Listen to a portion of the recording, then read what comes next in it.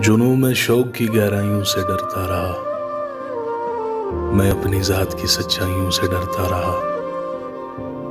मोहब्बतों से शनासा हुआ मैं जिस दिन से, फिर उसके बाद शनासाइयों से डरता रहा।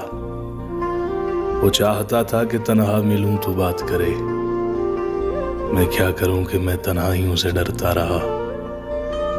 मेरा इक़्ज़ार था मुझ में बसे थे सन्नाटे,